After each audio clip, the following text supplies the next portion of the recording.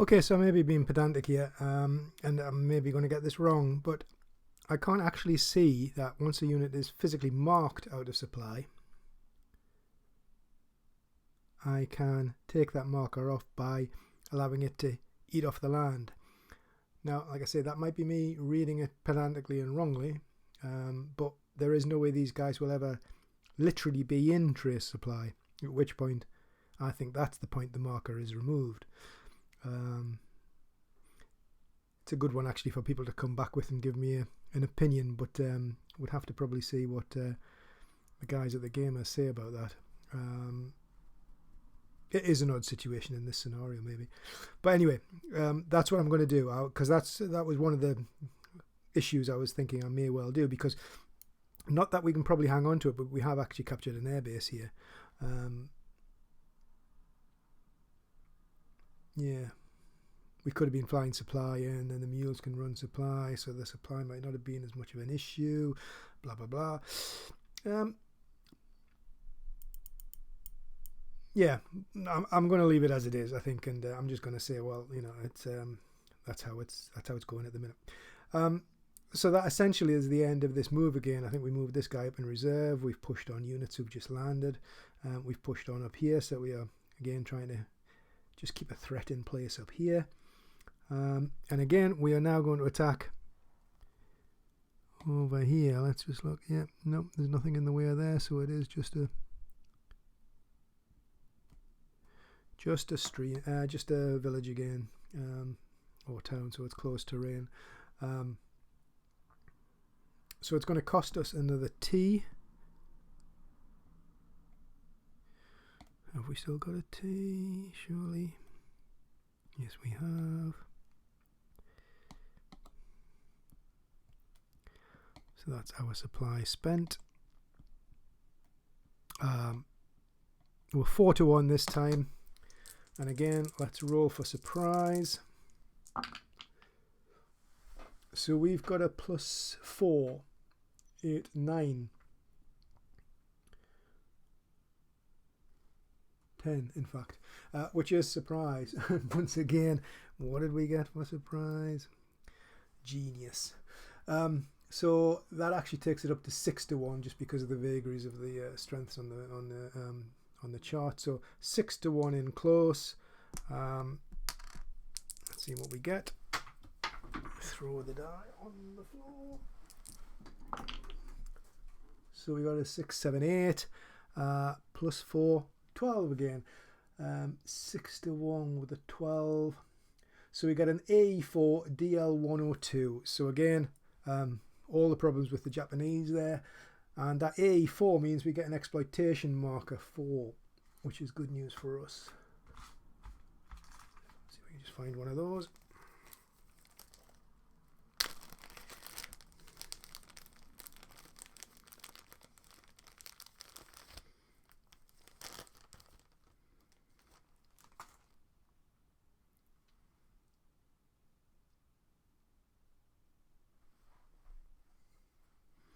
So that Japanese unit is now also lost. We've got supply in here now. I will expand. Why have I only got 1 T there? I think that should have been a 3T, shouldn't it? Yeah. So essentially, allowing for that second one, we'd have 2T in there. So we'd have 1.5 T plus an airbase.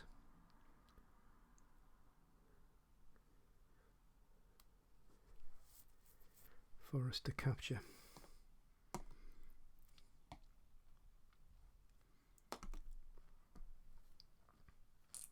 So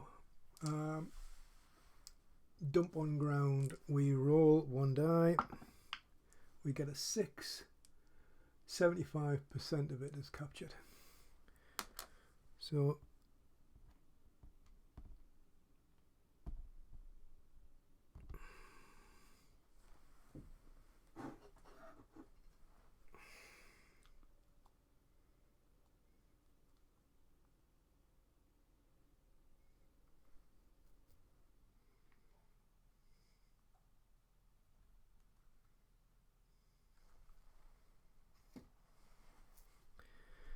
I think we're looking at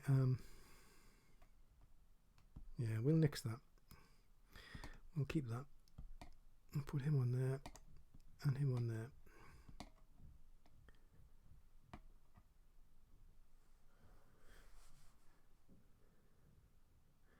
I've done nothing again in terms of Japanese reaction. I've left the Japanese as they are, as it were.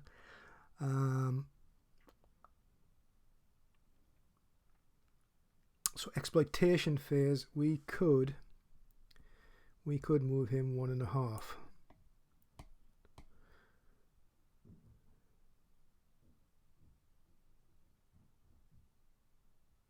And I think I will. I think we'll go 1/2 and 1/2 in the exploitation phase.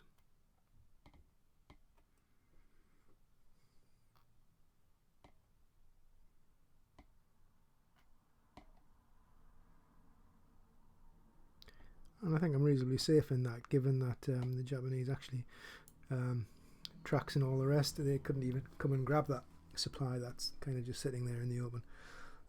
But it belongs to us now anyway. So there we go. That would be the end of the Allied turn again. Back to the Japanese. Now it is, he said, looking at the target is now March the 12th. Now I believe March the 12th. Right, now then I think it's a turn later. So I think March the 12th, the Japanese are down to get reinforcements. But I believe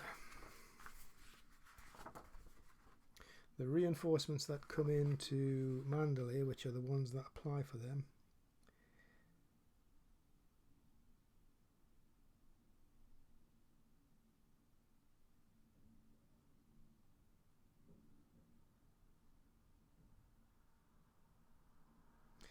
one turn after they're scheduled to arrive, yes. But we do get one additional Japanese battalion. Yeah, so we get one extra Japanese battalion is going to come in, and then the Japanese will have actually a better reinforcement next turn. But it's kind of poised here, isn't it? Because we have cut the line, or we are saying we have cut the line. Yeah, well, we have cut the line. They aren't really in a position to kind of do much about it. We're now threatening that HQ, which I guess is going to force it. In fact, that's where that unit's going to go, isn't it? That battalion of the 56th. I'm going to see if I can put my hands on that relatively quickly.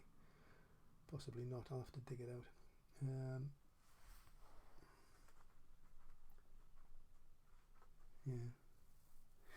Yeah, so that battalion of the 56th is probably going to go there, isn't it? It's going to reinforce that because it can arrive at any detrainable hex. And that's a detrainable hex. It's got an HQ, etc., etc., etc. So they will arrive to save the day there, I think.